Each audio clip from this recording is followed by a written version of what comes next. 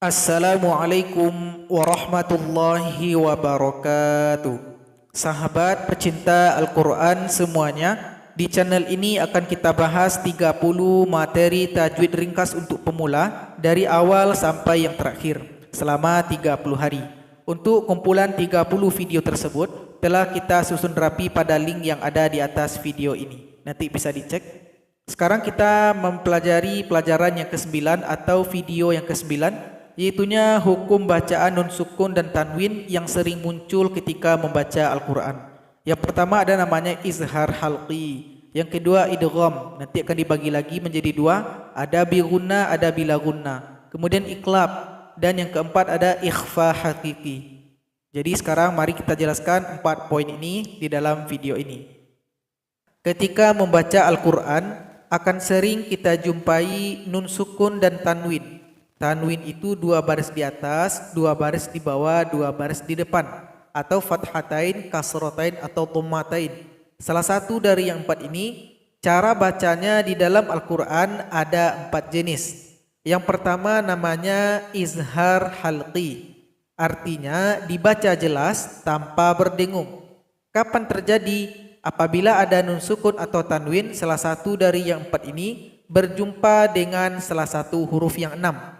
Huruf izhar halqi itu hamzah, boleh hamzah yang ini, boleh yang lurus, terserah. Hamzah ha, ain ha, ghain kha. Maka kalau nampak seperti ini maka dibaca jelas tanpa berdengung. Contoh di sini nun sukun berjumpa dengan hamzah, maka dibaca jelas, tidak boleh berdengung. Man amana, man amana. Di sini ada tanwin, 2 baris di atas, fathatain, berjumpa dengan ha. Ha termasuk kepada huruf yang 6, huruf izhar halqi. Maka dibaca jelas, tidak boleh berdengung. Aliman hakima, aliman hakima. Kemudian yang kedua, ada namanya idgham. Idgham terbagi lagi menjadi 2. Ada idgham bi gunna, ada idgham bila gunna. Idgham bi gunna artinya apabila ada nun sukun atau tanwin berjumpa dengan 4 huruf, ya, waw, mim, nun.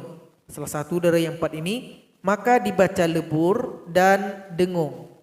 Contoh, di sini nun sukun berjumpa dengan ya, maka dibaca idgham bi gunna. Nun dengan ya harus digabung atau dilebur serta didengungkan. Dengungannya itu 2 harokat atau 2 ketukan. May ya'mal, may ya'mal. Enggak boleh dibaca man ya'mal, salah. May. Jadi nun telah bergabung kepada huruf ya. Itu namanya lebur dan dengung. Huruf jim yang fathatain jan telah bergabung kepada huruf waw. Iwajawahum. Kemudian idgham yang kedua, idgham bila gunna. Dia dibaca lebur tanpa berdengung. Hurufnya cuma 2, ra dan lam. Di sini nun berjumpa dengan ra juga dileburkan, digabung namun tidak dengung. Cuman singgah karena bertasydid. Mir rabbikum. Enggak boleh dibaca mir rabb, itu salah. Mir rabbikum. Di sini ada dhammatain berjumpa dengan lam. Lam idgham bila gunna. Maka dilebur tanpa dengung. Khairul lakum. Sekarang yang ketiga ada namanya iqlab. Jadi iqlab itu diubah menjadi mim dan didengungkan. Kapan terjadi? Apabila ada nun sukun atau tanwin berjumpa dengan satu huruf saja, huruf ba. Perhatikan contoh nun sukun berjumpa dengan ba. Maka di sini posisi bunyi nun harus diganti dengan mim. Yun menjadi yumbitulakum dan didengungkan. Yumbitulakum. Di sini dhammatain, tanwin berjumpa dengan ba. Mun menjadi mum. Nah, jadi seolah-olah mim kecil ini disukunkan sehingga bunyi yang terasa bukan lagi bunyi nun tapi bunyi mim. Alimum bima, alimum bima.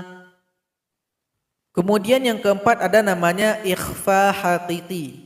Ikhfa hakiki dibaca samar dan berdengung. Hurufnya apa saja? Selain dari huruf izhar, selain dari idgham dan selain dari iqlab. Itu cara mudah menghafalnya. Jadi kalau pengen detail hurufnya ada 15. Ta, ta, jim, dal, zal, zai, sin, shin, sad, bod, to, dho, fa, qaf, kaf.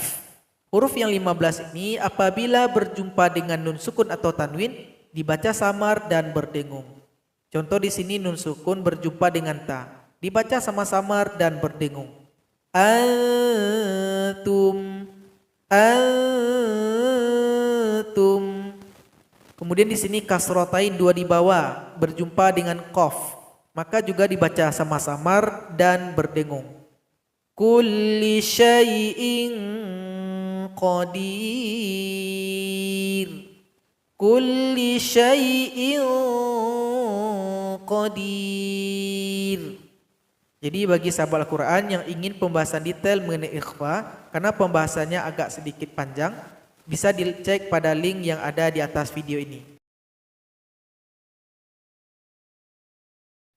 Jadi untuk kesimpulannya sahabat Al-Quran, ini sangat membantu bagi yang susah menghafal istilah tajwid. Jadi untuk kesimpulannya, nun sukun dan tanwin yang sering kita jumpai di dalam Al-Quran ada dua cara sebenarnya. Cara membaca yang pertama ada yang dengung, ada yang tidak dengung. Karena banyak yang dengung, maka kita hafal saja yang tidak berdengung. Yang tidak dengung cuma 8 huruf.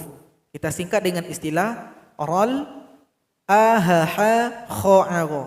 Rol atau rolam adalah huruf idgham bila gunnah, tidak boleh didengungkan. A, ha, ha, kho, a, ro, huruf dari izhar, juga tidak boleh didengungkan. Jadi kalau misalkan ada nun sukun atau tanwin berjumpa dengan huruf fa, fa ada nggak di huruf yang tidak boleh dengung? Nggak ada, berarti dia didengungkan. Nah, jadi itu rumus ringkasnya supaya kita cepat paham nun sukun dan tanwin. Jadi sahabat Al-Quran, itulah video kita pada kesempatan kali ini. Moga bermanfaat. Wassalamualaikum warahmatullahi wabarakatuh.